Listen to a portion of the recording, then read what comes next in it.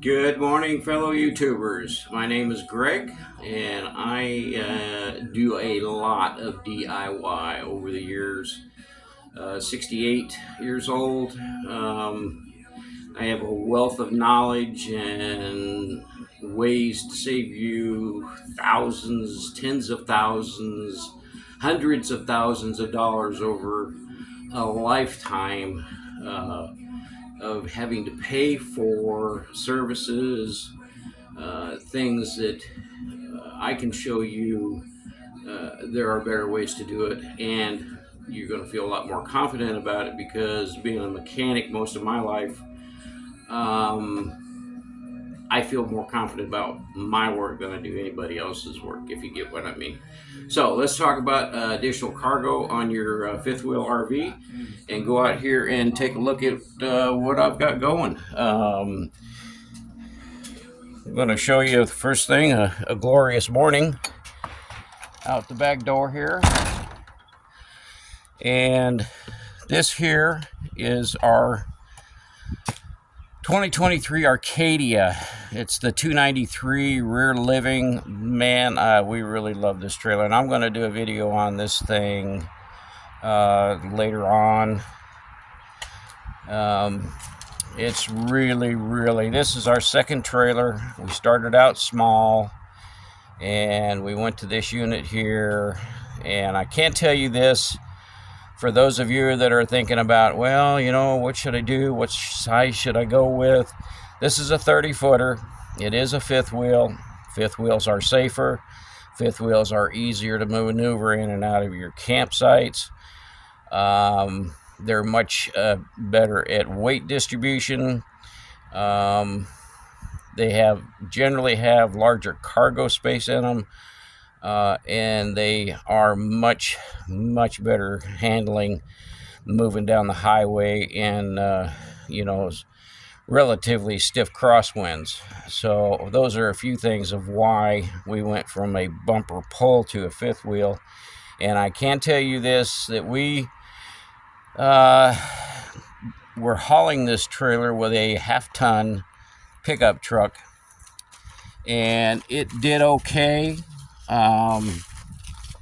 But when you started going over some of the whoop-de-doos in these highways, and we're going to talk about that again, the back end got a little loose, and it made the wife nervous.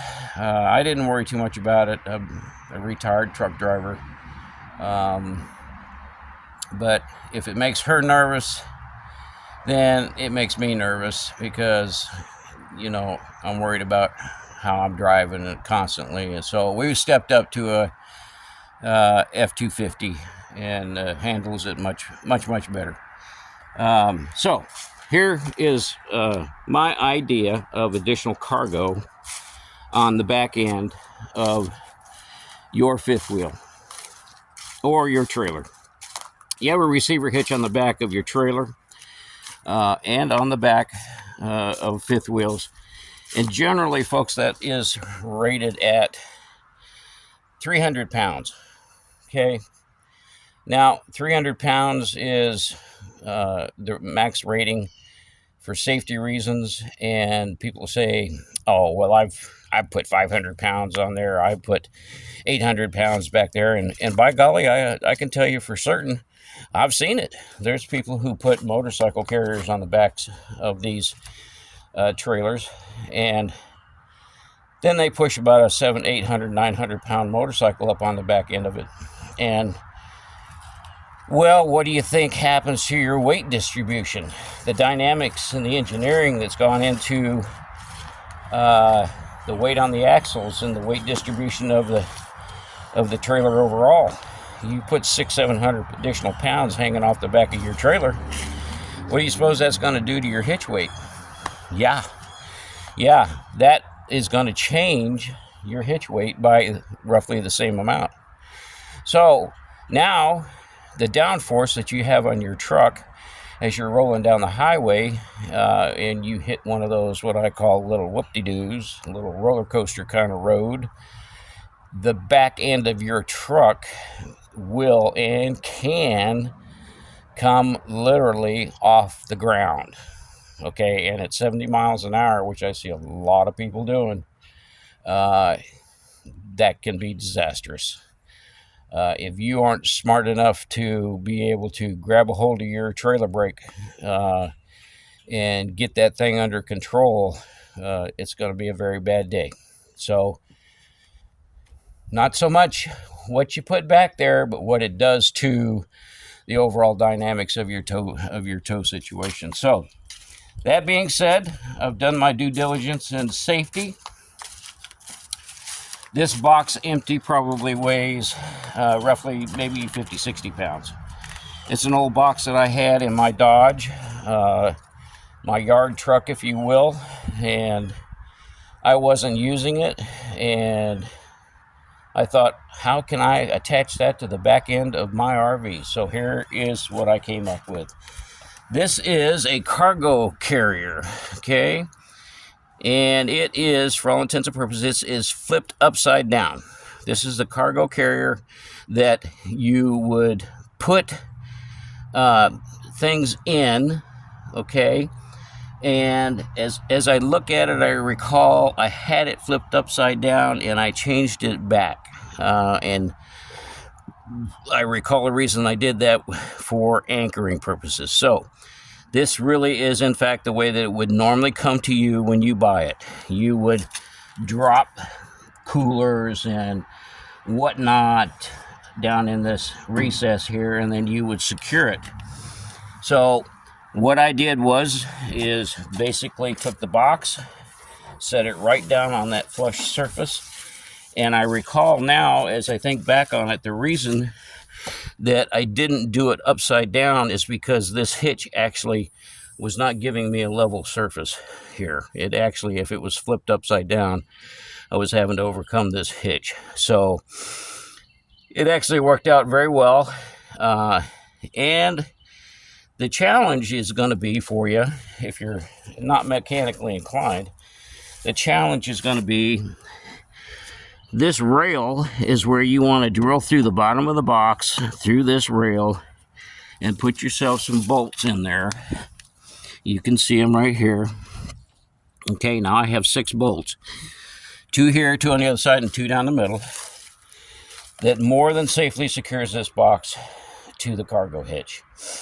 And as you can see, the additional cargo that I put in here, highway, more blocks for leveling, air tank, and more importantly, folks, fluids, charcoal lighter fluid, insecticide spray for doing a perimeter around your trailer or wherever you may be.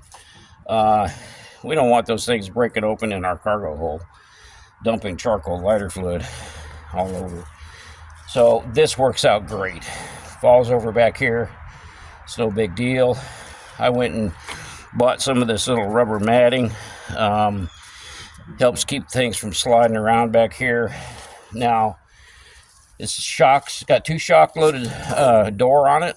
Okay, keep in mind when you're mounting this thing, you want to take this as an idea.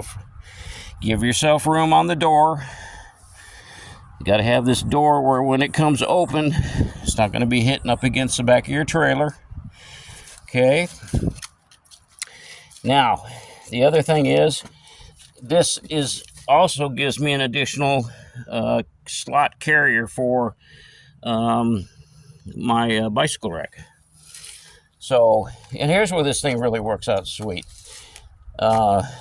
This power cord, I don't know about you folks, but this power cord is the first thing that I plug in and is the last thing that I unplug, primarily for the power of my slides. And so I could disconnect this when I'm ready to roll, walk around back here, and it just coils up.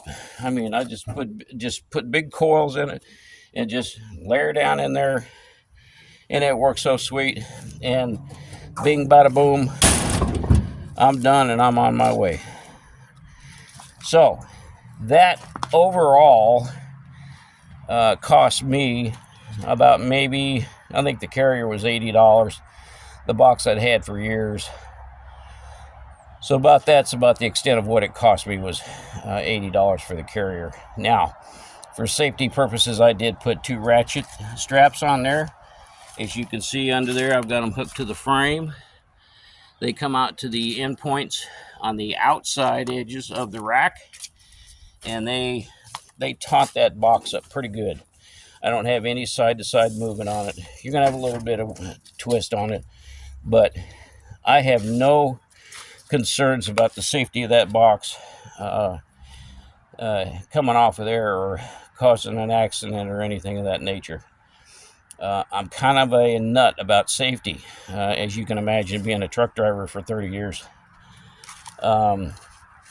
So that being said, folks, it's not a very long video, but it certainly is amazingly useful, and helps divide up areas that I have to go to looking for things. I have a very specific area for setup, and that's my setup box.